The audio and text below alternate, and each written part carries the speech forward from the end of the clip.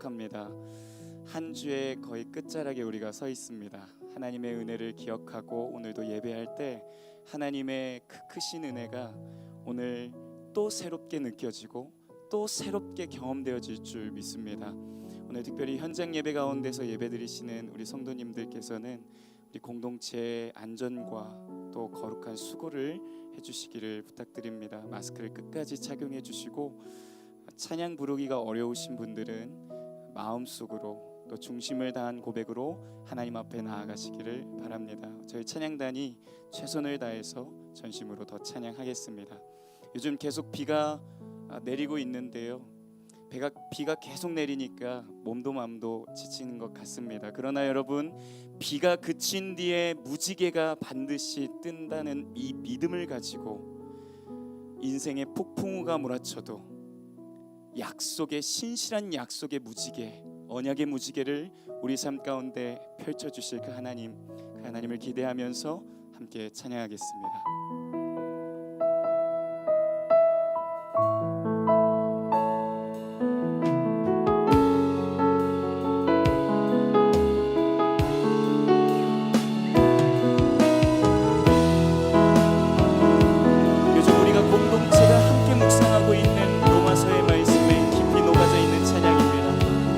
가사를 기억하며 찬양합니다. 비록 내가 이 땅에 살고 있어도 나의 환경이 내게 뭐라 할지라도 나는 하나님 나라에서 사는 자, 세상의 무엇도 나를 흔들 수가 없네. 모든 사람들 세상을 사랑하여도 세상 법칙에 매여 두려워할지라도 나는 하나님 나라에서 사는 자, 세상 법칙이 나를 흔들 수가 없네. 세상에 끌려다니던 나는 이미 죽었고 부활의 생명으로 다시 태어났으니 이 땅에 주의 말씀을 선포함으로 주의 나라를 이 땅에 이루리라. 한 번 더 고백하며 나아갑시다. 비록 내가 이 땅에 살고 있어도 나의 환경이 내게 뭐라 할지라도 나는 하나님 나라에서 사는 자, 세상의 무엇도 나를 흔들 수가 없네. 모든 사람들 세상을 사랑하여도 세상 법칙에 매여 두려워할지라도 그러나 우리는 나는 하나님 나라에서 사는 자, 세상 법칙이 나를 흔들 수가 없네. 아멘. 세상에 끌려다니던 나는 이미 죽었고 부활의 생명으로 다시 태어났으니 이 땅에 주의 말씀을 선포함으로 주의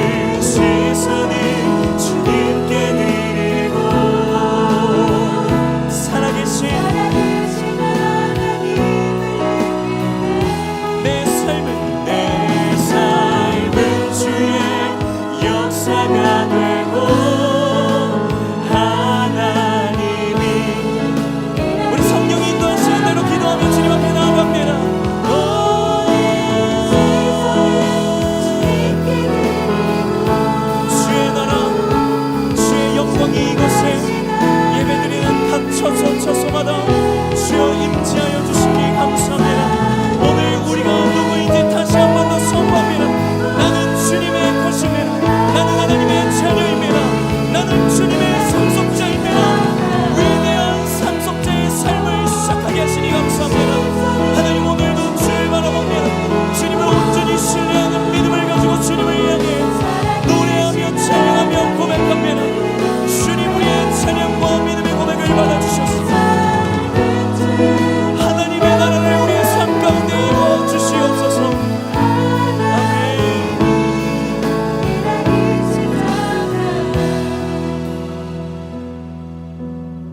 이미 임하신 하나님의 나라, 그러나 아직 이루어 가야 할 하나님의 나라, 지금 이곳에 현존하고 계신 줄 믿습니다. 그 하나님의 나라 안에서 하나님을 경험하고 그 하나님의 나라 안에서 하나님의 다스리심을 받고 하나님의 나라 안에서 하나님의 말씀을 믿음으로 선포하는 우리가 되게 하여 주시옵소서. 아니 그렇게 되었음을 감사드립니다. 우리는 새롭게 되었습니다. 오늘도 주님 회복해 주셔서 감사합니다. 우리의 믿음의 고백을 받아주셔서 감사합니다. 주님의 보좌 앞에 나아가는 모든 자들에게 주님 영광으로 임하여 주셔서 감사를 드립니다. 예수 그리스도의 이름으로 기도드리옵나이다. 아멘. 할렐루야. 우리가 믿음으로 고백할 때 하나님의 뜻이 우리의 입술과 우리의 삶을 통해 이루어질 줄 믿습니다. 우리 그 하나님을 기대하며 한 번 더 고백하며 나아가겠습니다.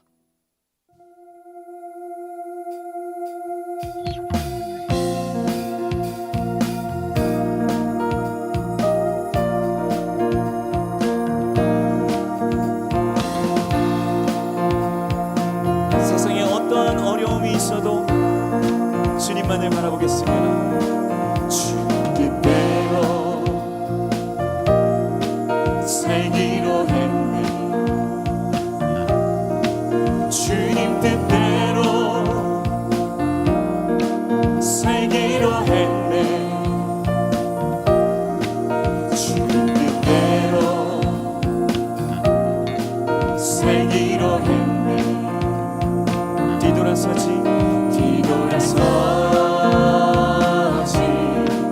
않겠네. 낮은 목소리로 뒤돌아서지 않겠네. 뒤돌아서지 않겠네. 2절로 고백할까요? 이 세상 사람, 이 세상 사람 날 몰라줘도, 이 세상 사람 날 몰라줘도, 이 세상 사람 날 몰라줘도 뒤돌아서지 않겠네. 우리의 힘으로는 어렵습니다. 그러나 성령 안에서 가능한 줄 믿습니다. 뒤돌아서지 않겠네.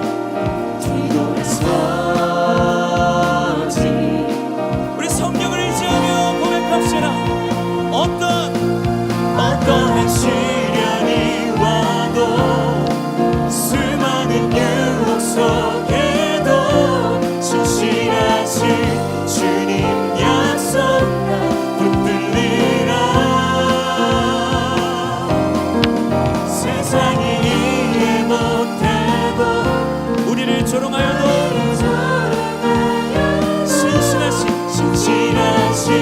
주님 약속 나 붙들리라. 결코 돌아서지 않으리. 사도 바울을 붙드셨던 성령님 우리를 붙들어 주십시오. 세상 등지고 십자가 보내, 십자가 보내. 세상 등지고 십자가 보내. 세상 등지고 십자가 보내. 뒤돌아서지 않겠네. 뒤돌아서지 않겠네.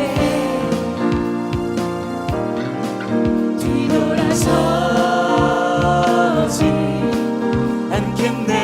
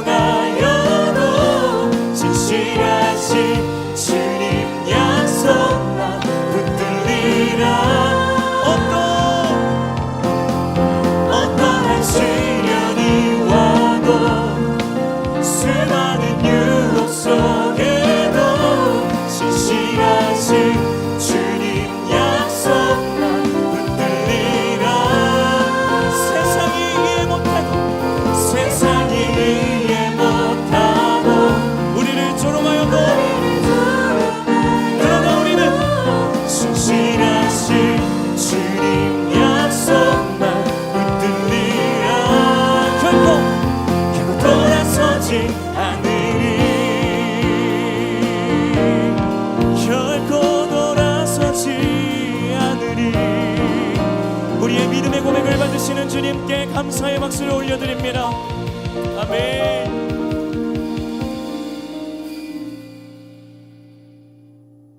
우리가 다시 한 번 더 찬양할 때 요즘 우리 공동체를 향해서 로마서를 통해 하나님 말씀하고 계신 줄 믿습니다. 죄에 대하여는 죽은 자로 여기고 하나님께 대하여는 산 자로 여겨서 오늘 이 시간 우리의 연약함과 부족함은 다 죽은 자로 여기고 오직 하나님께 찬양으로 반응하며 믿음으로 고백하며 말씀을 붙드는 우리의 인생 되길 원합니다.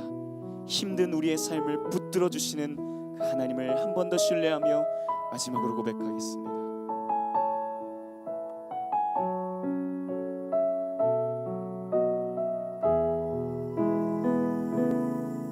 비록 내가 이 땅에 살고 있어도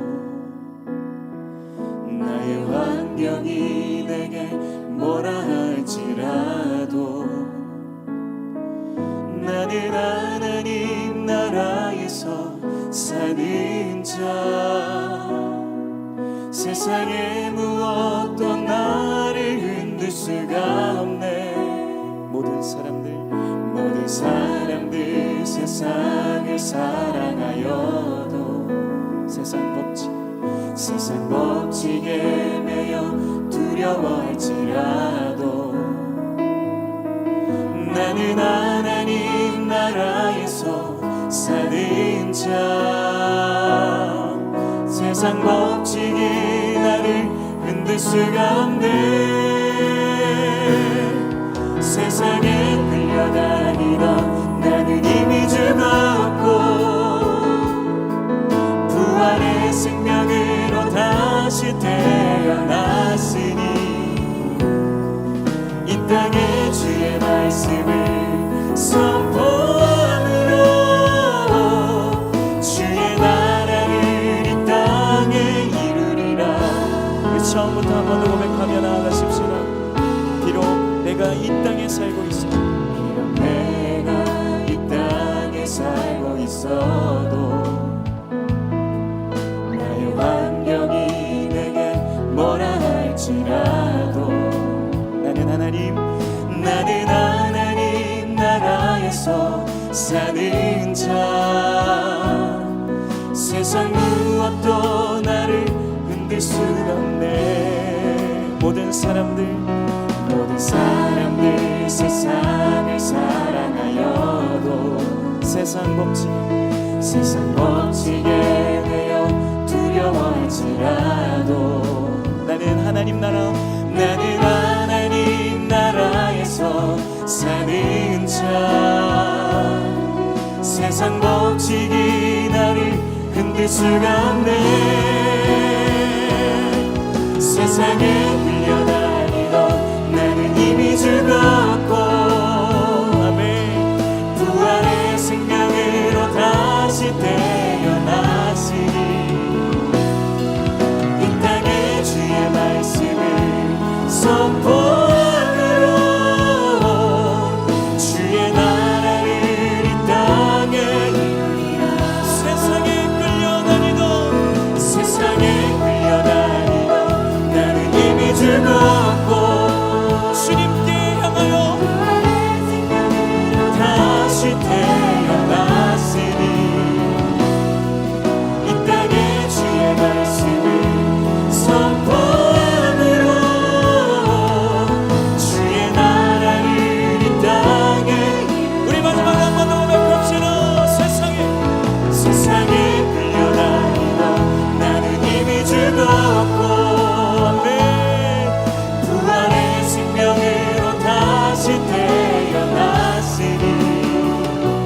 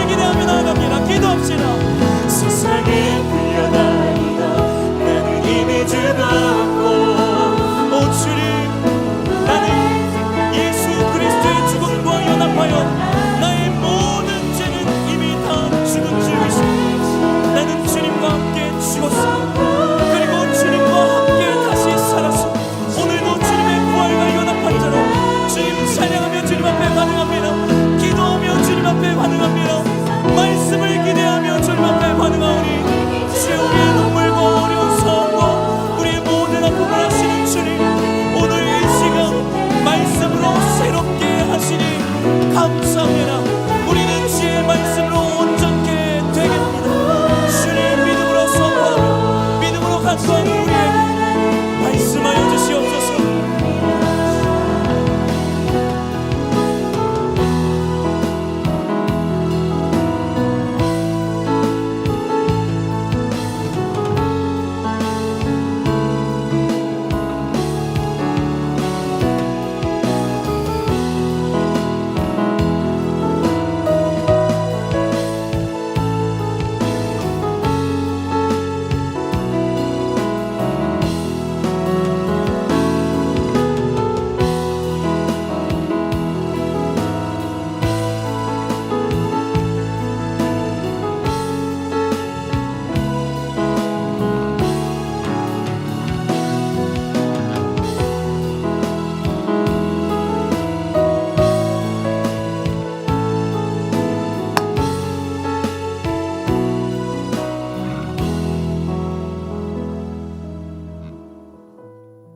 하나님 감사합니다. 오늘도 우리를 사랑하사 이 자리에 불러주시고 우리의 마음과 생각이 오직 하나님과 일치하게 하시니 감사합니다. 이 시간 하나님의 뜻이 우리를 통치하시고 다스리게 하여 주옵소서. 우리 안에 하나님을 떠나 있는 것들, 이 세상에 빼앗긴 마음들, 분주한 마음들, 흘러가는 시간 속에 정신없이 그저 바쁘게 살아가면서 속도만을 생각하고 있던 우리의 마음들 모두 내려놓게 하시고 하나님을 향해 온전한 방향을 취하는 시간 되게 하옵소서. 살아계신 하나님, 오늘 이 시간도 우리의 모든 마음을 내려놓습니다. 우리의 마음을 온전히 통치하시고 다스려 주사 하나님의 뜻이 이루어지는 시간 되게 하옵소서. 여호수아처럼 우리의 발에 신을 벗는 시간 되게 하옵소서. 감사드리며 예수님 이름으로 기도합니다. 아멘. 할렐루야. 우리 가정에서 예배하는 분들, 또 금요 예배 자리에 오신 여러분들 진심으로 축복합니다. 우리가 살면서 참 많은 문제들이 우리 앞에 있는 것 같아요. 저도 그렇고 여러분도 그렇고 살다 보면 참 바쁘고 해결해야 될 문제들이 많이 있습니다. 여러분, 그런데 해결해야 될 문제만을 바라보면 정작 놓치는 것들이 있어요. 그래서 하나님께서 여호수아에게 적군이냐 아군이냐, 하나님 내 편이 되주십시오, 이런 걸 이야기하기 전에 먼저 너의 발에 신을 벗으라 하고 말씀하셨죠. 오늘 이 시간 우리에게 필요한 것은 하나님 나 이거 해주세요 저거 해주세요, 나의 요구를 관철시키는 태도가 아니라 어떻게 하면 하나님의 뜻 앞에 내가 백지 상태가 될 것인가, 그것이 더 중요합니다. 오늘 우리가 하나님을 정말 살아계시는 걸 믿고 하나님을 신뢰하고 하나님이 어떤 분인지를 안다면 하나님 앞에 우리의 발에 신을 벗는 시간, 하나님이 내게 뭐라 말씀하시는지를 먼저 귀 기울이는 시간이 될 때에 우리는 그 다음 무엇을 해야 될지가 비로소 하나님께서 보여주십니다. 오늘 이 시간 그것을 경험하는 시간 되기를 축복합니다. 우리 같이 나누실 말씀은 에스더 2장 말씀인데 길어서 5절부터 20절까지 우리 중간중간 몇 구절을 읽도록 하겠습니다. 5절부터 말씀을 한 목소리로 읽습니다. 도성 수산에 한 유다인이 있으니 이름은 모르드게라.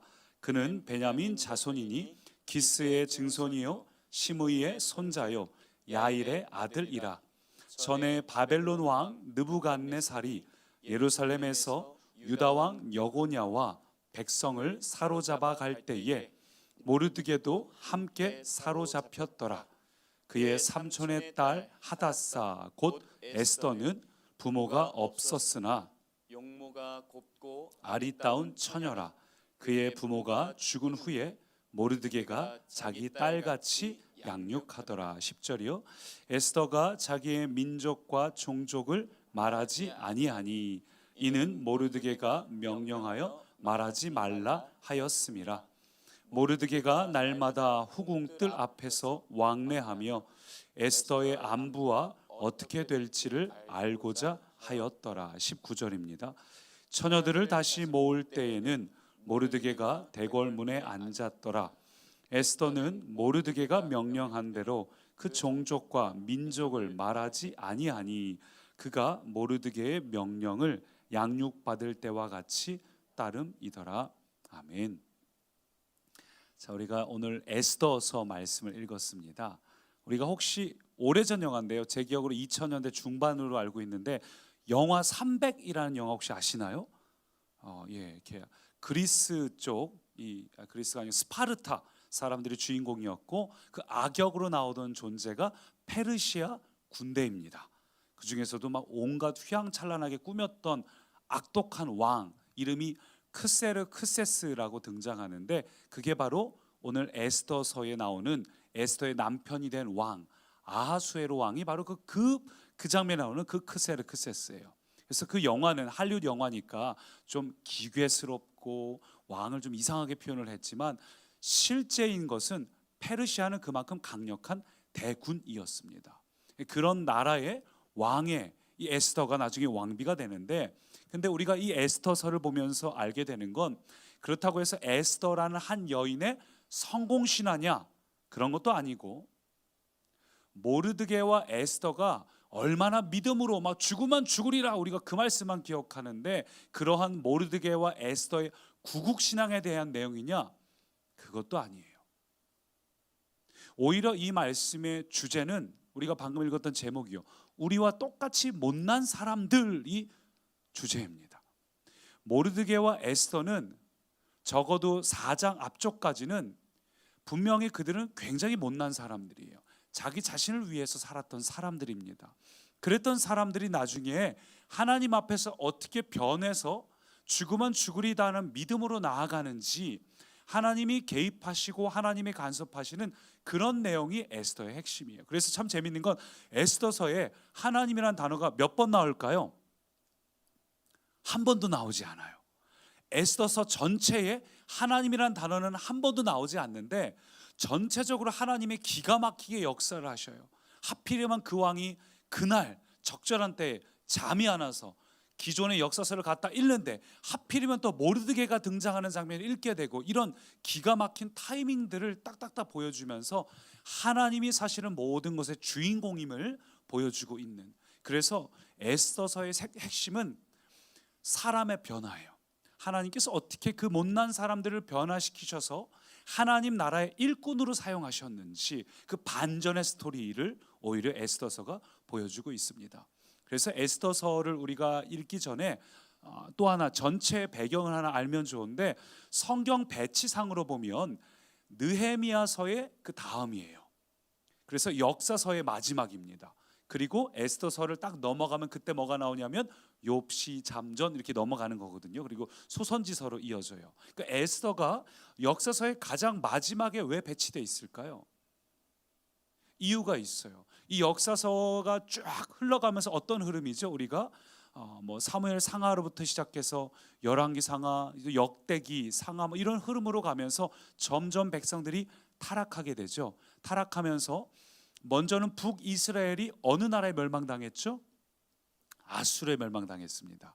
다음번에 이거를 한번 지도를 보여드리면서 설명하면 좋을 것 같아요. 이 북쪽에 이 메소포타미아 문명을 누가 통치했고 그 아래쪽에 이스라엘은 꼭 중간에 껴 있어요. 남쪽에는 이집트예요. 멀리 큰 지도로 보면 아프리카 대륙의 가장 북쪽에 있는 게 이집트예요. 이집트 사람들은 피부가 검은 편입니다. 이집트가 아래쪽에 있고 북쪽으로는 메소포타미아 문명으로서 우리가 아는 것처럼 바벨론으로 아수르로 시작해서 아수르, 바벨론, 메데, 바사. 메데는 미디아고 바사는 페르시아죠. 그 다음이 성경에는 거기까지 나오지만 그 다음은 알렉산더 대왕의 헬라 제국, 그 다음은 약간 옆으로 가서 이탈리아로 옮겨가면서 로마 제국으로 역사의 흐름이 바뀝니다. 이 북쪽이. 이집트는 계속 유지가 되고요. 그래서 이 이스라엘은 큰 대륙에 큰 양강대국 문화에 껴있던 나라예요. 마치 중국과 일본 사이에서 굉장히 고초를 당했던 우리나라처럼. 이런 스토리를 나중에 지도를 보면서 한번 이해하시면 더 좋을 것 같은데, 어쨌거나 이 메소포타미아 문명의 아수르에 의해서 북이스라엘이 먼저 멸망당하고 그 다음 남유다 왕국은 어디에 멸망당하죠? 아수르가 그 사이에 사라지고 바벨론 제국이 생겨요. 바벨론에 의해서 남유다 왕국도 멸망당하고 남유다 왕국 예루살렘에서만 끌려간 사람이 4만 명이에요. 굉장히 많은 숫자가 끌려갔죠. 한 도시에서만 4만 명이 끌려갔으니 이 전체로 따지면 굉장히 많은 유대인들이 아수르 바벨론 시절에 끌려가서 오늘날의 터키입니다. 이쪽에 오늘날의 터키고 신약으로 넘어가면 소아시아예요. 소아시아 7교회 있죠. 예수님께서 책망하시기도 하고 칭찬하시기도 했던 7교회가 있던 지역이 전부 오늘날의 터키 지역입니다. 이 터키 넘어가면 이제 그리스가 되고 우리가 아는 이제 유럽이 시작이 되는 거죠. 그런데 이 터키 곳곳에 지금은 터키고 이 유럽 바벨론 제국 전역의 유대인들이 흩어져 지냈고요. 그 다음에 다니엘도 바벨론 때 끌려갔고, 그리고 다니엘이 무려 3개 제국의 총리를 하죠. 바벨론, 그 다음에 메데, 바사까지 갑니다. 바사가 페르시아죠. 그리고 이제 페르시아 멸망하면 이제 알렉산더인 건데, 이 바사 페르시아 때 나중에 저기 하기 전에 이런 역사의 흐름을 통해서 보여주고자 하는 이 성경의 핵심은 뭐냐면, 역사서 전체를 관통하는 게 인간은 죄인이라는 거예요. 하나님은 얼마나 오랫동안 이스라엘을 참으시는지를 보여주고, 가끔은 괜찮은 왕도 등장합니다. 그러나 대부분의 역사 속의 왕들은 하나님을 경외하지 못했어요. 이스라엘 백성들도 하나님을 경외하지 못했어요. 그래서 역사서 전체의 핵심은 인간은 죄인이다. 하나님은 이토록 기회를 주셨지만 인간은 죄인이다. 그걸 계속 보여주고 있고, 그 마지막을 장식하는 게 에스더예요.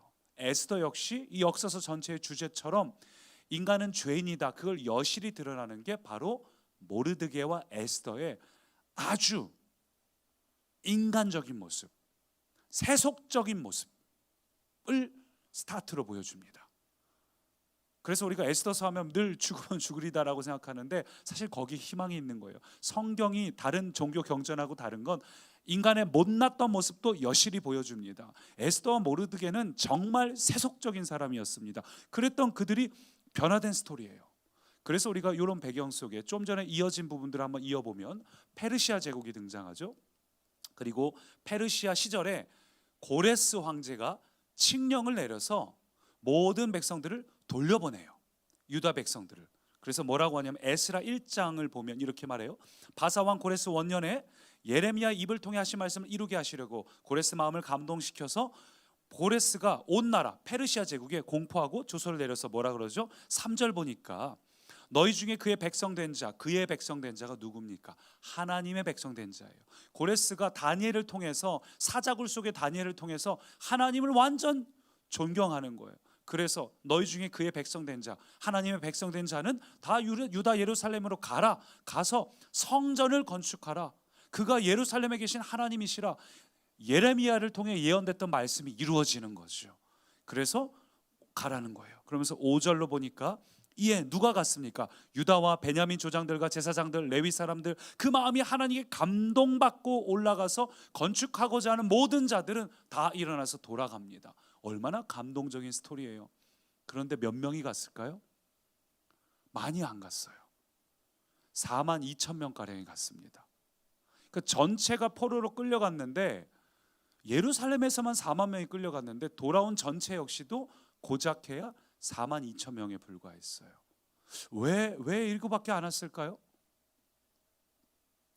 하나님을 정말 사랑했던 사람들만 돌아왔고, 예레미야의 약속을 믿고 정말 이 나라를 변화시키고 싶다는 사람들만 돌아왔고, 그게 4만 2천 명이에요. 어쩌면 그 중에 한 절반 정도는 이 바벨론 페르시아 땅에서 자리를 잡지 못해서 이렇게 살 바에는 다시 고국 가서 황폐해진 땅에서 사는 게 낫겠다 해서 돌아온 사람도 섞여 있었을 겁니다.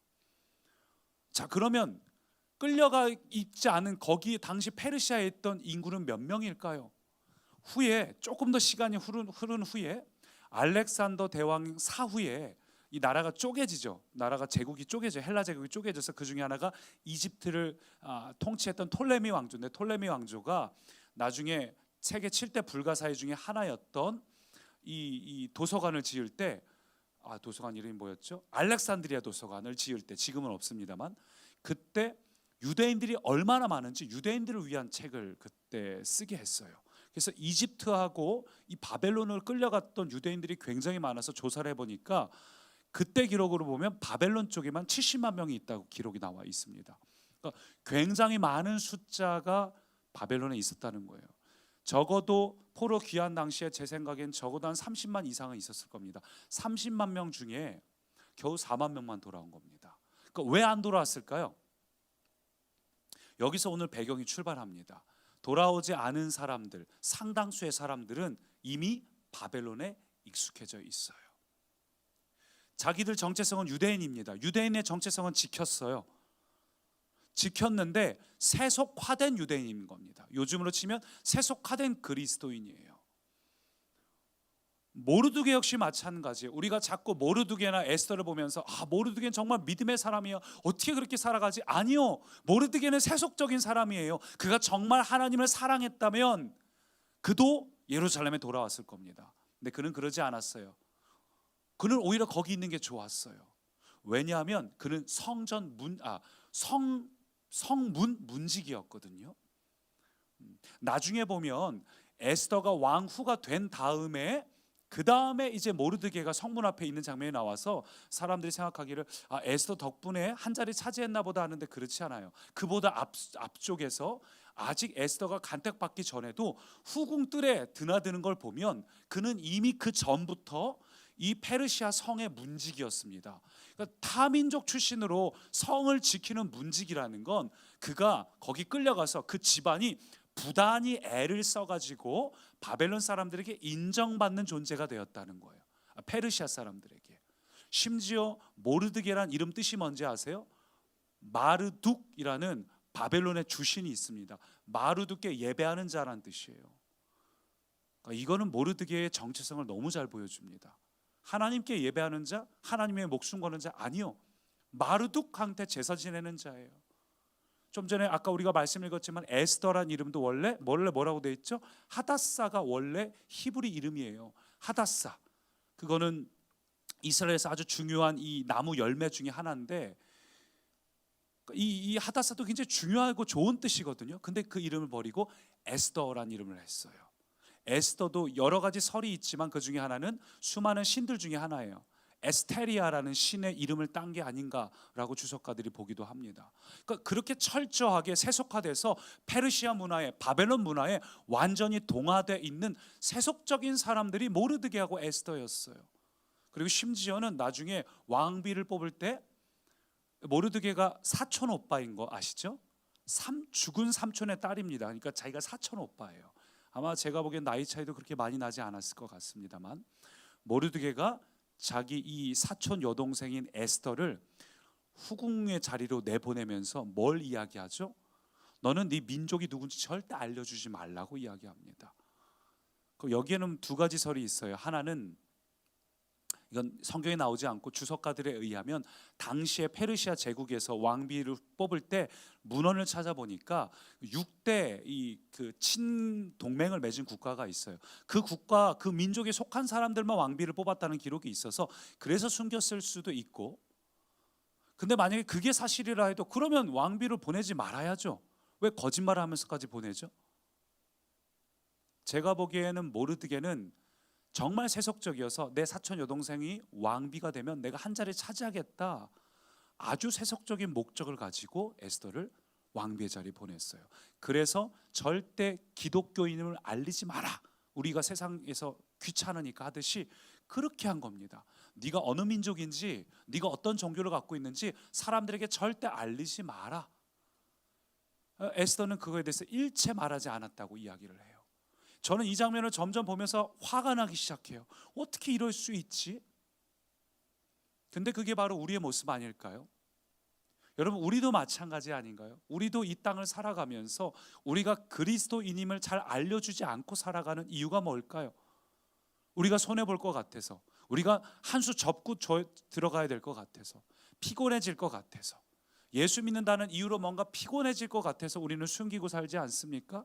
결국은 하나님의 이름보다 내가 편한 게 더 우선이라는 거예요.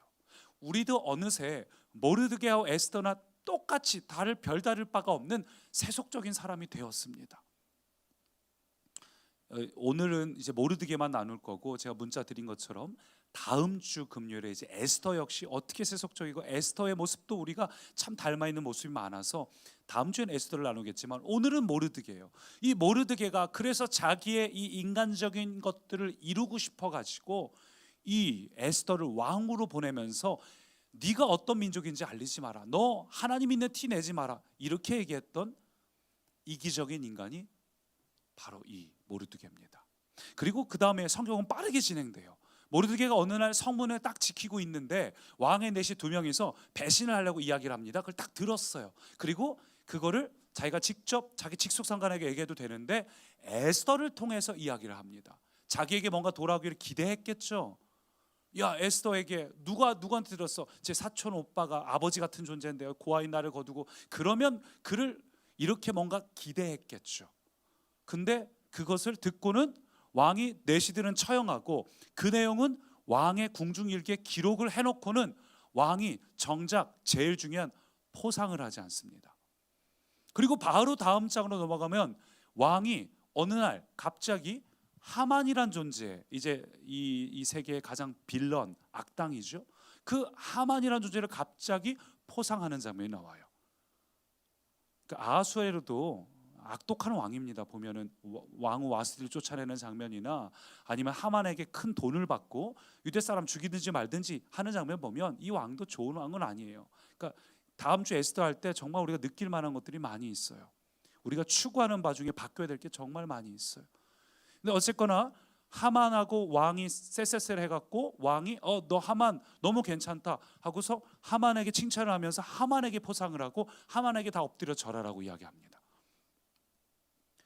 그때 어떤 장면이 나오죠? 우리가 다 읽을 수 없으니까 나중에 에스더서를 집에 가서 읽어보세요. 다 엎드려서 왕의 지시대로 무릎 꿇어 절하게 하는데 모르드게만 절하지 않는 거예요. 하만에게. 우리가 언뜻 보면 야, 모르드게는 기교를 지키는구나, 이 우상 숭배를 느끼는구나. 아니요, 그렇지 않습니다. 그리고 나중에 막 이 모르드게가 화가 나갖고 나는 유대인이라고 전해라 이렇게 하는데, 왜냐하면 하만이 아말렉 족속의 후예라고 돼 있어요. 아각 자손이라 했는데 아각은 아말렉의 왕, 그 이집트의 왕을 파라오라고 하는 것처럼 아말렉의 왕을 아각이라고 해요. 그러니까 아말렉의 왕의 후예입니다. 아말렉과 유대인은 원수지간이죠. 성경에서 유일하게 구원을 베풀지 않은 곳이 아말렉 족속이에요. 아말렉 족속은 다 죽이라 했어요. 사울 왕이 아말렉 족속의 이 우두머리였던 아각을 살려서 데리고 오니까 사무엘이 분노했죠. 그렇게 쌍벽을 이루던 존재였기 때문에 우리가 언뜻 보면 모르드게가 야, 이거는 아말렉 사람이고 이거 절하는 거는 우상 숭배고 해서 절개를 지킨 것 같아 보이지만 사실은 그렇지 않아요. 그렇게 절개 지킬 사람이었으면 자기 에스더에게 야, 네 어느 민족인지 말하지 마 이렇게 할 리가 없잖아요. 그렇게 절개를 지킬 정도였으면 진작에 예루살렘 돌아갔지 않겠어요? 포로기한은 몇 차례를 돌아갔는데. 그렇지 않아요. 모르드게는 뭐가 화가 난 거냐? 불과 며칠 전에 내가 왕의 목숨 살렸는데 왕 이거 미쳤네, 나한테 포상을 해야지. 저 인간은 또 아말렉 족속인데 저 인간한테 포상을 해? 사실은 깊은 내면에는 정말 하만을 향해서 정의롭고 공의로운 분노가 아니라, 거룩한 분노가 아니라 그냥 내 안에 이 분노를 쏟아내는 겁니다. 그러니까 우리를 살다 보면 언뜻 보면 우리가 막 분노할 때가 있잖아요. 저는 제가 부모로서 제 자녀들에게 그럴 때가 제일 큰 것 같아요. 여기 저 뒤에 제 아들도 앉아 있는데 오늘도 제가 제 아들들이 밥 먹는 모습을 보다가 화가 나서 아침에 빨리 먹으라고 화를 내고 말았어요. 근데 화를 내면서 제일 먼저 들었던 생각은 하나님도 나에게 얼마나 답답하실까라는 생각이었습니다. 그러니까 아이를 키우면서 참 느끼는 거는 하나님이 이런 마음이시겠구나, 이 답답한 마음이 동일한 내 마음이겠구나라는 생각이 참 많이 들어요. 그래서 이 하나님께서 이 모르드게를 보면서 얼마나 답답하셨을까라는 생각이 들어요. 모르드게는 정말 하나님을 사랑해서 그런 것이 아니라 그냥 자기 안에 있는 분노를 쏟아낸 겁니다. 우리도 살다 보면 정말 아이들이 잘 되기 위해서가 아니라, 정말 우리 직장 옆에 있는 사람이 잘 되길 바래서가 아니라 그냥 이유 없이 밉고 내 감정의 분노를 따라서 쏟아낼 때도 많이 있지 않습니까? 그러면서 겉으로는 그럴듯하게 포장을 하는 거죠. 모르드게는 그럴듯하게 포장을 했어요. 자신의 분노가 정당한 것처럼. 나 유대인이야, 너 아말렉 사람이잖아. 사실 그 깊은 곳에서는 자신이 포상받아야 되는데 받지 못한 것에 대한 분노였습니다. 그 분노가 어떤 결과를 초래할지 몰랐어요. 그리고 나서 어떤 일이 일어납니까? 왕의 조서를 받아가지고 모든 유대인들을 다 멸절하기로 하만이 조서를 받죠. 돈을 주고 거래를 합니다. 왕에게로부터. 그리고 나서 비로소 자기를 포함해서 이 페르시아 제국에 있는 모든 유대인들이 다 죽게 되니까 그제서야 이 모르드게가 베옷을 입고 하나님 앞에 회개하는 장면이 나와요. 오늘 우리가 나누려는 장면 여기까지입니다. 제가 오늘 이 말씀을 보면서 무슨 생각이 들었냐 하면, 우리가 인생 살면서 하만을 만날 때가 참 많이 있어요. 우리는 하만을 악당이라 생각해요. 내 인생의 빌런이라고 생각해요. 이런 인간은 좀 안 만났으면 좋겠는데 라고 생각을 합니다. 근데 에스더서를 가만히 보니까 하만을 준비하신 분은 바로 하나님이셨어요. 하나님은 언제나 모든 역사 속에서 한 이스라엘이 말을 안 들을 때 수많은 주변 국가를 들어서 이스라엘을 치셨고, 그 다음엔 또 그 회초리를 친히 꺾으시는 장면을 계속 보여주셨습니다. 그러니까 우리는 살면서 하만을 내가 만나고 싶지 않고, 하나님 나한테 왜 하만을 주시는 거예요? 라고 이야기를 하지만, 사실 하나님께서 하만을 주신 데는 이유가 있다는 거죠. 우리 안에 어느새 하나님을 향한 목적을 잃어버린 세속화된 그리스도인, 정말 하나님을 위해서 살아간다고 하지만 겉으로만 그럴듯하게 나 유대인이야 라고 외치면서 분노하는 것 같지만, 그것도 자기 입맛에 맞을 때만 분노하고, 자기 입맛에 맞을 때만 하나님의 사람이라고 칭하고, 자기 입맛에 맞을 때만 그렇게 살아갈 때가 얼마나 많은지요.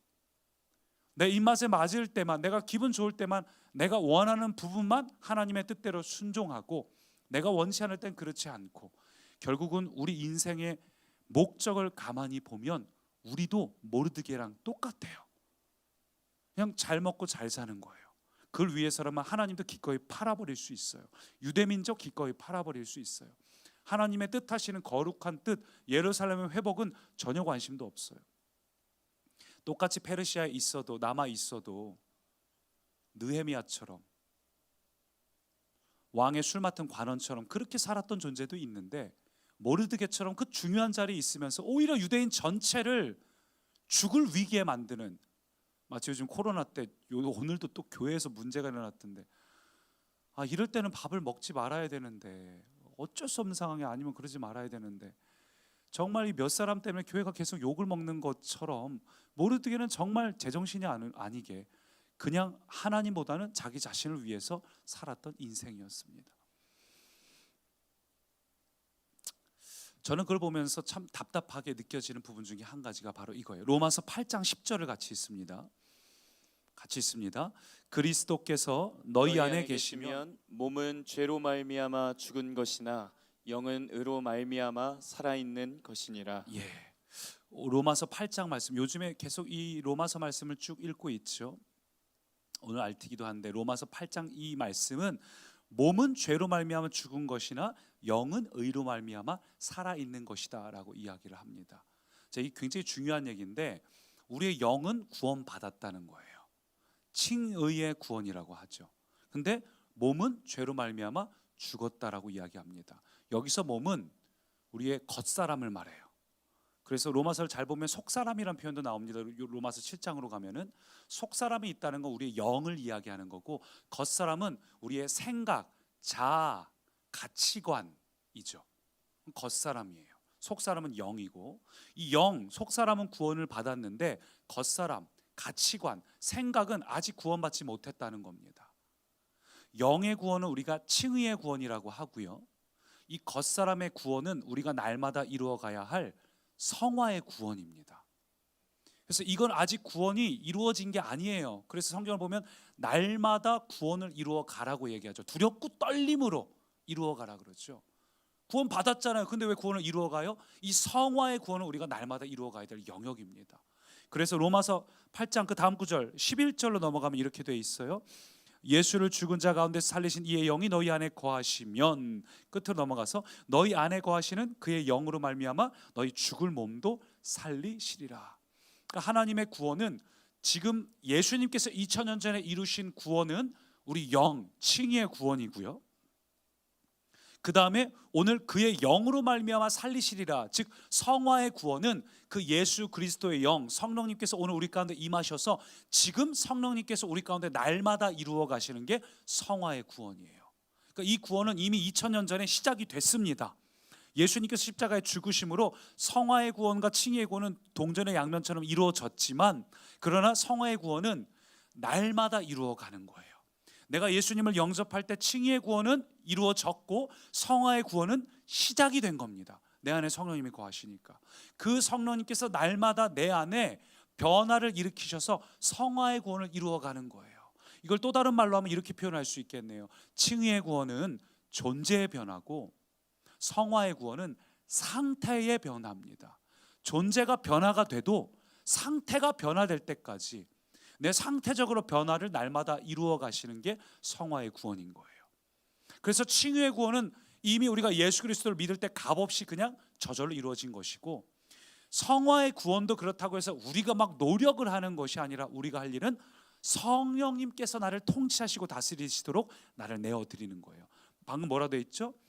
성령님이 너희 안에, 8장 11절 보니까 성령님이 너희 안에 거하시면 너희 안에 거하시는 그의 영으로 말미암아 살리시리라. 그러니까 내가 내 생각과 마음을 바꿀 수 있는 게 아니라 성령님께 자꾸 나를 내어드릴 때 성령님이 나를 변화시키는 거예요. 이게 수요일하고도 연결되는 겁니다. 수요일날 우리가 나눴죠. 믿음이라는 것, 내 노력이 아니라는 것 나눴죠. 연결되는 내용이에요. 그러면 왜 성령님께서 자꾸 나를 성화시키려고 하실까? 내 영만 구원받으면 됐지 왜 내 삶 가운데 자꾸 무언가 새 일을 하시라는 걸까? 이유가 있어요. 로마서 8장 16, 17절을 같이 읽습니다. 함께요. 성령이 친히 우리의 영과 더불어 우리가 하나님의 자녀인 것을 증언하시나니 자녀이면 또한 상속자 곧 하나님의 상속자요 그리스도와 함께한 상속자니 우리가 그와 함께 영광을 받기 위하여 고난도 함께 받아야 할 것이니라. 예, 자녀로서의 계획뿐만 아니라 상속자의 계획까지 우리에게 있다는 겁니다. 그래서 이 상속자가 되는 건 하나님의 상속자요 그리스도와 함께한 상속자. 그러니까 상속자는 아무나 될 수 있는 게 아니라 예수 그리스도 안에 거하는 자만 상속자가 될 수 있어요. 자녀와 상속자에는 차이가 있습니다. 자녀는 우리의 존재예요. 칭의의 구원하고 연결이 되어 있는 거고, 상속자는 하나님께 상속받는 거죠. 그분의 뜻도 계승하는 거고, 그분이 원하시는 대로, 예를 들면 삼성을 세울 때 어떤 창립 이념과 목표가 있잖아요. 유한 킴벌리를 세울 때 유한 킴벌리 그 회장이 만든 그 되게 좋은 의미가 있던데, 쭉쭉쭉 우리 민족 새롭게 뭐 나라를 뭐 쭉쭉쭉, 옛날에 파스텔도 그렇고 그래서 학교도 세우고 그러지 않았습니까? 그런 이념들을 우리가 상속자가 된다는 건 어떤 능력만 받는다는 게 의미가 아니라 그런 이념도 함께 상속받는다는 거예요. 다시 말해서 우리가 상속자가 된다는 건 이 땅에서 하나님의 나라를 세워가는 하나님의 비전을 받은 비전어리가 됐다는 뜻입니다. 그냥 뭐 받았으니까 능력 받았네, 잘 됐다, 성령의 권능이 드디어 나에게 주어졌구나, 능력을 받아, 권세를 받아, 이런 의미가 아니라 상속자는 그걸 포함해서 하나님의 뜻을 이루는 비전어리가 됐다는 거예요. 그래서 그 상속자면 그와 함께 영광 받기 위해 고난도 함께 받아야 된다. 영광은 상속자로 받을 능력이나 이런 걸 말하고, 고난은 트레이닝이죠, 훈련. 상속자 아무나 되는 거 아니잖아요. 준비가 안 된 자에게 거침없이 돈이 주어지면 그건 저주 아닙니까? 그래서 하나님은 우리에게 훈련을 시킨다는 거예요. 그래서 모르드게는 하만을 만났습니다. 모르드게가 하나님을 믿었던 것은 자기 이익을 위해서였어요. 하나님은 그러나 모르드게에게 너의 삶은 나의 것이야, 너의 삶의 목표는 너의 이익과 안녕을 위해서 살아가는 것이 아니라 나의 뜻을 이루기 위해서 살아가는 거야. 그것을 깨닫게 하시기 위해서 하만을 붙여주셨습니다. 그래서 그 전까지만 해도 그렇게 고집스러웠던 모르드게가 하만을 만남으로, 문제를 만남으로 비로소 그가 하나님 앞에 엎드려서 회개하는 의미로 베옷을 입어요. 베옷을 입었다는 표현이 3차례 반복돼서 나옵니다. 모르드게가, 그토록 교만했던 모르드게가 다 왕이 명령했으니까 다 꿇어야 되는데 혼자 꼿꼿하게 쳐들면서 내가 왕을 지켰는데 왕은 미쳤지, 저런 사람에게 포상을 주고, 이 교만함조차도 하나님께서 깨트리셨다는 거예요. 여러분, 우리가 인생 살면서 때때로 하나님이 우리에게 하만을 만나게 하십니다. 그것을 만나게 하시는 이유는 오늘 우리가 읽었던 로마서의 말씀처럼 우리가 하나님의 자녀됨, 칭의의 구원 받은 걸로 만족하면서 자녀됨으로써 성숙할 생각은 안 하고 상속자의 훈련받을 생각 안 하고 하나님 나 이거 해주세요, 저거 해주세요, 저거 해주세요. 하나님은 그게 싫으신 거예요. 저희 아이들 얼마나 재밌는지 아세요? 뉴스에서 시급이 뭐 얼마 올라가서 8천 얼마 뭐 주유수당까지 하니까 거의 시급이 10,000원에 가까워졌다 이런 얘기하니까 오 좋겠다. 아이 그게 열심히 일해도 지금 100몇십만 원밖에 못 받는다는 뜻이야 했더니 우와 엄청난 돈이. 그쵸, 얘네들한테는 엄청난 돈이에요. 한 달에 100만 원 넘게 받으면 얼마나 행복해요. 나는 그럼 나중에 커서 아르바이트만 해야지. 이럴 수 있다고요. 하나님이 우리를 보실 때 얼마나 답답하실까요? 하나님께서 우리를 향한 계획은 상속자인데 우리는 내가 그냥 아르바이트 하기 위해서 하나님을 계속 이용해 먹는 거. 하나님 이거 해주세요, 저거 해주세요. 우리는 모르드게처럼 살고 있어요. 모르드게의 목표는 자기가 보기에는 굉장한 목표였습니다. 왕비를, 내 사촌 여동생을 왕비로 만들고 나도 자리 하나 차지해야지. 놀라운 건 하나님의 뜻이 이루어지고 하나님 뜻대로 되니까 모르드게가 저절로 왕의 넘버 2가 됐어요. 다니엘도 그랬잖아요. 하나님은 하나님을 존귀하게 여기시는 자를 하나님도 그를 존귀한 자리에 두십니다. 할렐루야. 여러분 하나님 믿는다는 건 손해보는 거 아닌데 그렇지 않아요? 그러니까 오늘 우리가 기억해야 될 건 오늘 우리 안에 여전히 모르드게처럼 세속화된 나의 이 생각과 마음을 하나님 앞에 내려놓고 회개의 영을 달라고 구하셔야 됩니다. 왜냐하면 저도 이게 요즘 잘 안 되는 답답한 부분이에요. 사도 바울이 오호라 나는 곤고한 자로다라고 이야기하지 않았습니까? 이 마음이 내가 선한 것을 하고 싶은 마음도 있고 세속적인 이 세상을 살면서 내 안에 들어왔던 가치관, 생각들, 겉사람, 그래 내가 이렇게 교회에서 있는 게 아니라 내가 밖에 나가서 돈 벌어야지. 내가 왜 여기서 교회에서 시간 쓰고 있는 거야? 요즘 청년들이 교회 와서 늦은 시간까지 작업을 해요. 청년수 예배 영상 만들려고. 주말에서 퇴근하면은 퇴근과 함께 교회로 출근을 해요. 청년 중에 한 명이 그러더라고요. 자기 오빠가 얘기 듣더니 넌 미쳤다고. 청년 몇 명 되지도 않는데 큰 교회에 있는 오빠 전도사인데 우리 교회는 이제 한 50명 안쪽인데 그 청년들을 위해서 왜 니네가 그렇게 시간과 에너지를 쏟냐.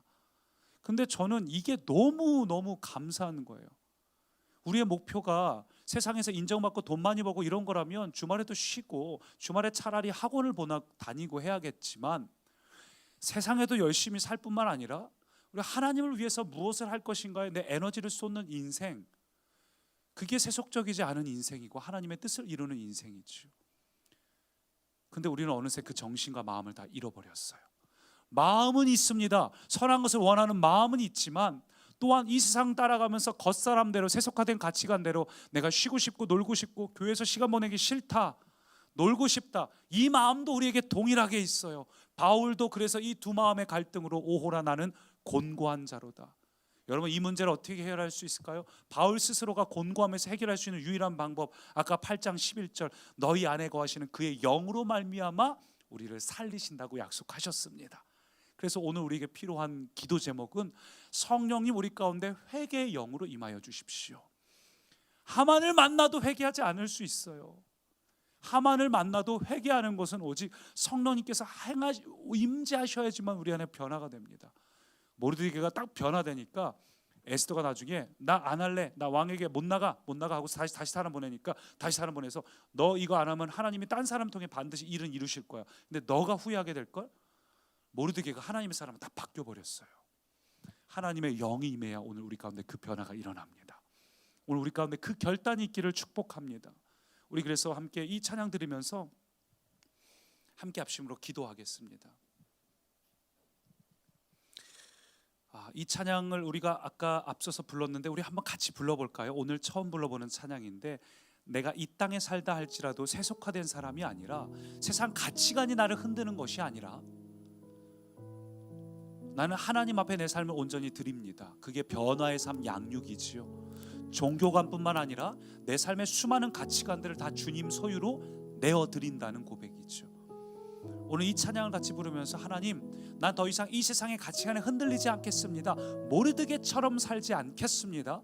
우리 그 결단으로 하나님의 영을 구하며 함께 합심으로 찬양합니다. 비록 내가 이 땅에 살고 있어도 나의 환경이 내게 뭐라 할지라도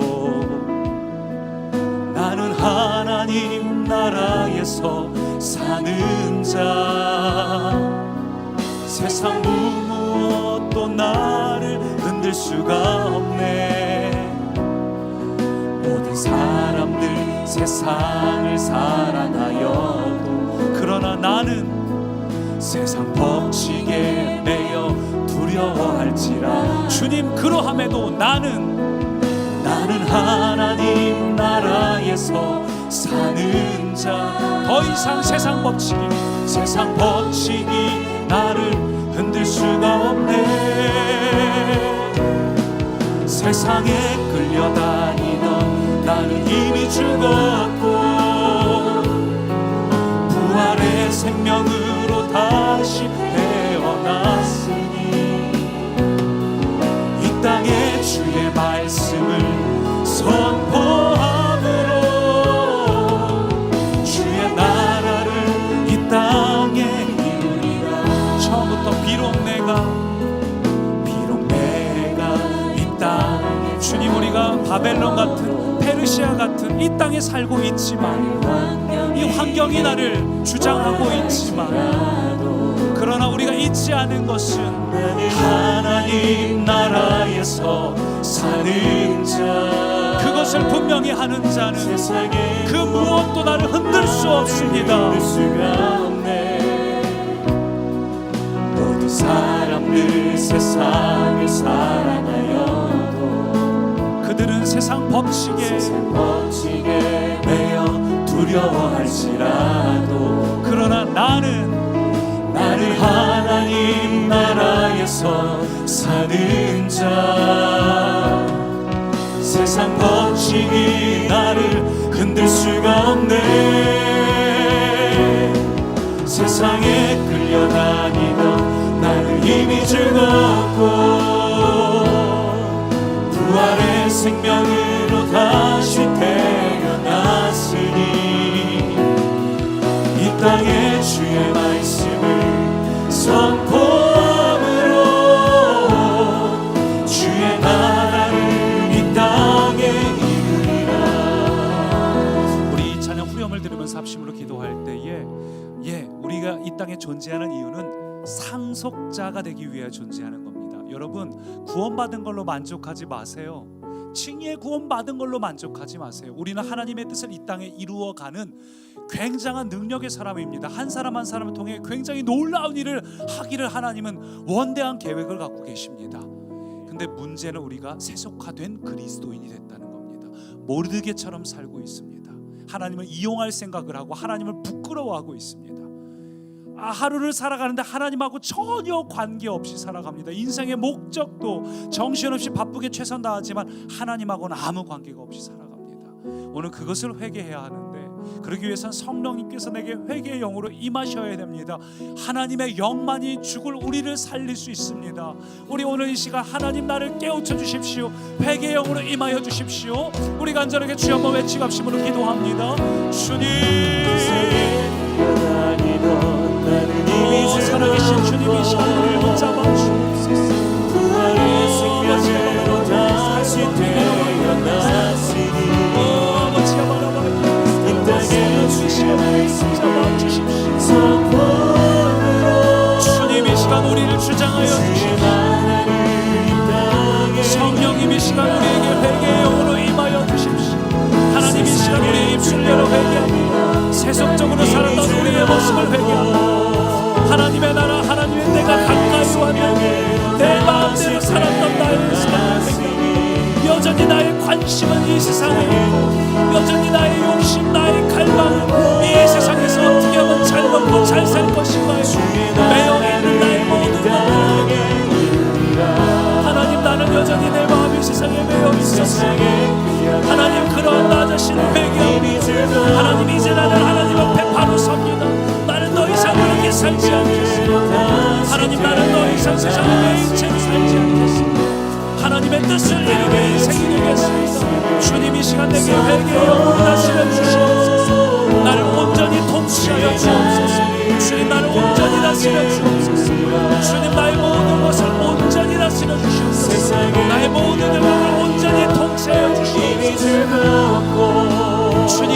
주님 앞에 깨어지지 않은 것, 내어드리지 못한 것, 아직도 내가 묵혀지고 있는 것 모두 내려놓습니다. 모두 주님께 내어드립니다. 나의 삶이 모두 주님의 것입니다. 주님 통치하여 주십시오. 주님 다스려 주십시오. 주님 나를 주님의 것 삼아 주십시오. 우리 다시 한번 기도할 때는 회개의 목적을 분명히 하면서 다시 한번 기도합시다. 그것은 상속자가 되는 것입니다. 하나님의 뜻을 이루는 비저너리가 되는 것입니다. 우리 다시 한번 기도할 때 하나님, 나와 내 가족이 하나님의 뜻을 이 땅에서 이루는 삶을 살게 해주십시오. 하나님을 존귀히 여기겠습니다. 그러면 기도하지 않아도 주님이 우리를 저절로 존귀하게 여겨주십니다. 우리 같이 기도할 때 하나님, 하나님의 상속자, 하나님의 뜻이 오늘 나를 통해 나타내는 불의의 무기가 아닌 의의 무기가 되게 해주십시오. 우리 다시 한번 함께 합심으로 기도합니다. 주님, 오 살아계신 주님, 이 시간 우리가 의의 무기가 되게 하여 주옵소서. 하나님, 우리 앞에 불의의 무기가 되소서. 하나님, 우리는 내 마음대로 살아가고 있습니다. 하나님, 우리는 세상에 내 마음을 내준 바대로 살아가고 있습니다. 그러나 주님, 이제는 하나님의 상속자가 되게 주십시오. 하나님의 뜻을 이루는 자가 되게 주십시오. 하나님의 뜻을 이루는 자가 되게 주십시오. 내가 입술로 선포할 때마다 하나님의 나라가 나타나고 하나님의 능력이 나타나고 하나님의 역사가 일어나고 하나님께 쓰임받는 인생 되게 주십시오. 하나님, 오늘도 그 사람을 간절히 찾고 계십니다. 하나님, 우리가 바로 그 사람 되게 주십시오. 하나님, 우리가 하나님의 뜻을 이루는 사람 되게 해주십시오. 오 주님, 내가 그런 사람이 되기 원합니다. 오 주님, 내가 그런 자가 부활의 생명으로 다시 태어났으니 이 땅에 주의 말씀을 선포하는 주님이 찾으시는 그런 주의 나라를 이 땅에 이루리라. 우리 마커스의 노래 중에 이런 노래가 있죠. 예배하는 수많은 사람 중에 주님이 찾으시는 그 한 사람이 없어서 주님께서 슬퍼하시네라는 고백이 나옵니다. 주님께 예배하는 그 수많은 사람 중에 정작 주님이 찾으시는 사람이 없다고, 그것은 이미 성경에서 고백된 표현입니다. 오늘 우리는 모르드게처럼 명색으로는 그리스도인이지만 정말 주님이 찾으시는 그 한 사람이 내가 되지 못했습니다. 오늘 그것을 우리 마음속에 새기길 소망합니다. 살아계신 주님, 주님이 찾으시는 그 한 사람이 내가 되게 해주십시오. 수많은 예배자 중에 주님이 찾으시는 사람이 없어 슬퍼하실 때 주님, 내가 그 사람이 되겠습니다. 모르드게처럼 하나님을 믿지만 세속적으로 살아가는 것이 아니라 하나님의 상속자가 되겠습니다. 예수님 이름으로 기도합니다. 아멘. 여러분, 기도할 때에 하나님, 주님이 찾으시는 그 한 사람 내가 되겠습니다. 그러기 위해 성령님 나를 내어드리니 나를 통치하여 주십시오. 내 삶의 모든 가치관 다 주님의 것 삼아 주십시오. 이렇게 여러분 자신을 위해서 계속해서 기도하시겠습니다.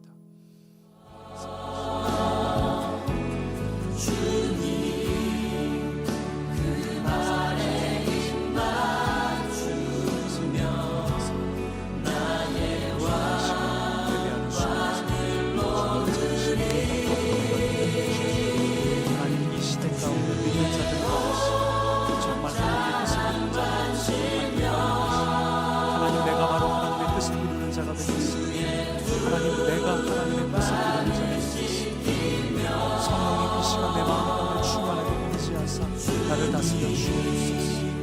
주님, 열심히만 달리는 자가 아니라 하나님의 뜻을 알고 달리는 자가 되게 주십시오. 하나님 마음에 합한 자가 되게 주십시오. 작은 거 하나를 하더라도 하나님의 뜻대로 하는 자가 되게 해주십시오. 하나님, 내 인생이 거창하게 살지 못한다 할지라도 하나님의 뜻을 내 삶의 자리에서 묵묵히 이루어내는 자가 바로 내가 되게 해주십시오. 이 땅에서 무언가를 하려고 하기보다 하나님의 나라를 이 땅 가운데 나타내고자 하는 열망을 부어주옵소서. 주님을 존귀히 여기는 자가 되고 하루를 살면서도 주님을 믿고 살아가는 자, 하루를 살아도 주님을 기억하고 주님을 누리며 살아가는 자가 되기 원합니다. 오 주님, 하루를 살아도 주님과 동행하는 자가 되기 원합니다. 살아계신 주님, 주님 나와 동행하여 주옵소서. 주님, 나는 주님의 것입니다. 나는 주님의 것입니다. 나는 주님의 것입니다. 주님, 나를 통치하여 주십시오. 주님, 나를 다스려 주십시오. 주님, 나는 주님의 것입니다. 주님, 나의 모든 것을 다스려 주십시오. 주님, 나의 모든 것을 통치하여 주십시오. 존재의 변화뿐만 아니라 상태의 변화로 나아가게 하여 주십시오. 나의 모든 삶의 순간순간 하나님을 경험하고 하나님을 누리는 자가 되게 해주십시오. 하나님 그 갈망함을 부어주십시오. 성령님 내 안에 임재하사 하나님을 향한 갈망함으로 나를 채워주십시오. 생수의 목마른 자가 되게 하여 주십시오. 더 깊은 곳으로 들어가는 자가 되게 하여 주십시오. 주님, 더 깊은 것을 갈망합니다. 주님, 더 깊은 것을 갈망합니다. 주님, 나의 의로 살아가는 자가 아니라 나의 것을 누리기 위해서 살아가는 자가 아니라 하나님, 이제 상속자로 살기 위해서 나를 깨트려 주십시오. 상속자로 살기 위해서 나를 깨트려 주십시오. 주님, 내 앞에 하만을 주시니 감사합니다. 하나님, 나의 삶에 어려움을 주시니 감사합니다. 이 어려움은 나로 하여금 하나님 앞에 엎드리게 할 것입니다. 이 어려움은 나로 하여금 하나님 앞에서 기도하게 할 것입니다. 이 어려움은 나로 하여금 하나님 앞에 가난한 자가 되게 할 것입니다. 하나님, 심령이 가난한 자가 되게 하여 주십시오. 하나님, 이 어려움 때문에 내 앞에 있는 하만 때문에 하나님을 향해 더욱 가난해진 자가 되게 해주십시오. 하나님, 더 가난함으로 나아갑니다. 더욱 가난함으로 나아갑니다. 오 주님, 더욱 가난함으로 나아갑니다. 오 하나님, 하나님, 우리의 영혼을, 우리의 심령을 가난하게 하여 주십시오. 주님, 우리의 영이 하나님의 통치와 인재로 가득한 자가 되게 해주십시오. 나의 겉사람을 깨뜨려 주십시오. 주님, 나의 겉사람을 깨뜨려 주십시오. 이 땅에 익숙한 나의 겉사람을 깨뜨려 주십시오. 이 땅에 익숙해진 나의 생각, 가치관 깨뜨려 주십시오. 이 땅의 즐거움을 추구하고 있는 나의 겉사람을 깨뜨려 주십시오. 이 땅을 쫓아 살아가는 나의 겉사람을 깨뜨려 주십시오. 오 주님, 나는 주님의 것입니다. 나의 속사람도 나의 겉사람도 나의 전인격은 주님의 것입니다. 나는 주님의 것입니다. 우리는 주님의 것입니다. 이 공동체는 주님의 것입니다. 이 나라는 주님의 것입니다. 온 열방은 주님의 것입니다. 주님, 그것이 이루어지도록 나를 사용하여 주옵소서. 하나님의 나라가 이 땅 가운데 충만해지도록 우리를 사용해 주옵소서. 주님, 마지막 때가 가까워진 이 때에 우리의 마음이 하나님 앞에 깨어있게 하시고 하나님의 뜻을 이루는 우리가 되게 하여 주옵소서. 하나님, 하나님의 뜻 앞에서 깨어있는 자가 되게 하여 주옵소서. 하나님이 찾으시는 그 한 사람이 우리가 되게 하여 주옵소서. 하나님, 수많은 사람이 하나님 앞에 서 있어도 그 심령에 가난하지 못한 이들, 세상으로 가득 차 있는 이들 사이에서 세상 것을 하나님으로 비워져 있고 우리의 심령이 오직 하나님을 찾기에 갈급한 하나님 목마른 사슴과 같은 바로 그게 우리의 삶이 되게 하여 주옵소서. 바로 그것이 우리의 심령이 되게 하여 주옵소서. 주님, 이 시간 가난한 마음으로 나아갑니다. 주님을 사모하는 마음으로 나아갑니다. 성령님, 주님을 사모하는 마음으로 나아갑니다. 성령님, 이 시간 우리 가운데 더욱 충만하게 임재하여 주옵소서. 세상의 것들을 내 안에서 씻어 주옵소서.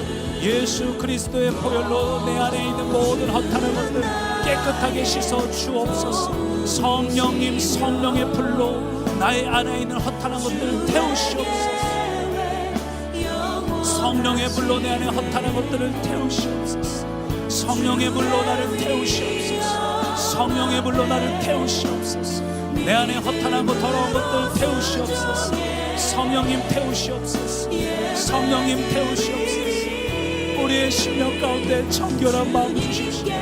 깨끗한 마음 주십시오. 마지막 때가 될수록 순결한 신부가 되게 하여 주십시오. 슬기로운 처녀처럼 성령의 충만함으로 시대의 악행을 이기는 자를 되게 하여 주십시오. 하나님, 이 시대는 어려울지라도 성령의 기름을 준비한 자가 되게 하여 주십시오. 마지막 때에 깨어있는 자가 되게 하여 주십시오. 하나님이 찾으시는 그때에 그 자리에 서 있는 자가 되게 하여 주십시오. 어떤 경우에도 하나님의 편에 서서 하나님의 뜻을 이루는 자가 바로 우리가 되게 하여 주십시오. 하나님의 뜻을 이루는 자 되게 하옵소서. 하나님의 뜻을 이루는 자 되게 하옵소서. 오 성령님, 오 성령님, 성령이 임하여 주십시오. 성령이 임하여 주십시오. 성령님 이 시간 이 자리에 임하여 주십시오. 하나님 이 영상을 보는 이들에게 임하여 주십시오. 성령이 임재하여 주십시오. 충만하게 임하여 주십시오. 성령의 불로 우리의 허탄한 마음과 생각을 태우시옵소서. 성령의 불로 태우시옵소서. 성령의 불로 태우시옵소서. 충만하게 임하시옵소서. 통치하여 주십시오. 다스려 주십시오. 성령님의 시간 우리 가운데 충만하게 임재하여 주십시오. 우리를 주님의 것 삼아 주십시오. 주님 우리를 주님의 것 삼아 주십시오. 충만하게 임하시옵소서. 충만하게 통치하시옵소서. 충만하게 다스려 주시옵소서. 오 아버지 성전을 건축하기 위해 갔던 사람들처럼 느헤미야처럼 하나님께 쓰임받는 자가 되기 원합니다. 이 시대 가운데 하나님께 쓰임받는 자가 되기 원합니다. 오 야바라바요 이리스카야라바 이바라바요 이리스카야라바 야바라바요 이리스카야라바 오 아버지 가라바요 이리스카야라바 오 아버지 야바라바요 이리스카야라바 이가라바요 이리스카야라바 오 이가라바요 이리스카야라바 야바라바요 이리스카야라바 오 주님 야바라바요 이리스카야라바 이 시대를 향한 주님의 마음을 아는 자가 되게 하옵소서. 이 시대를 향한 하나님 아버지의 마음을 공감하는 자가 되게 하옵소서. 이 시대라에게 사모를 드리는 자가 되게 하옵소서. 오 아버지 아바라바이 리스카이라바 오 아버지 아바라바이 리스카이라바 이가라바이 오 아버지 아바라바이 리스카이라바 아버지 아바라바이 리스카이라바 이카라바이 하나님 사무엘처럼 하나님 임재하여 주십시오. 성령님 우리 가운데 충만하게 임재하여 주십시오. 성령님 우리 가운데 더욱 충만하게 우리를 온전히 통치하시고 다스려 주십시오. 오 아버지 가라와이 리스카라바 이카라와이 리스카라바 이바라와이 리스카라바 이가라와이 리스카라바 성령의 불로 임재하시고 성령의 불로 태우시옵소서. 성령의 불로 우리를 태우시옵소서. 성령의 불로 우리의 헛된 마음을 태우시옵소서. 성령의 불로 태우시옵소서. 오 주님을 사랑하는 자, 주님을 가까이 하는 자, 주의 얼굴을 주옵는 자, 주님을 바라보는 자들 하옵소서. 주님을 가까이 하는 자들 하옵소서. 주님을 구하는 자들 하옵소서. 오 야바라바이 성령님 이 시간 주님과 깨어있는 자가 되게 해주십시오. 오 야바라바이 성령님 기름 부어주십시오. 성령님 기름 부어주십시오. 성령님 기름 부어주십시오. 사용하여 주십시오. 주님 사랑하게 하나님 우리는 주님 사랑하게 사랑하옵소서. 오 야바라바이 주님 우리 가운데 계시옵소서. 우리를 사용하여 주십시오. 헛된 생각 태우시옵소서. 성령의 불로 태우시옵소서. 성령의 불로 태우시옵소서. 우리의 모든 헛된 마음 헛된 생각 성령의 불로 태우시옵소서. 오 주님 예수 그리스도의 불로 태우시옵소서. 나의 모든 죄를 정죄하시고 정결케 하시고 오 주님 내가 주님께 속한 자가 되었사. 이제는 성령의 불로 나를 태워주소서. 성령의 불로 나의 삶의 모든 것을 태워주소서. 주님께 쓰임만 인생 되옵소서. 주님께 드려지는 인생 되게 하옵소서. 오 성령님 주님께 드려지는 인생 되게 하옵소서. 오 성령님 주님께 드려지는 인생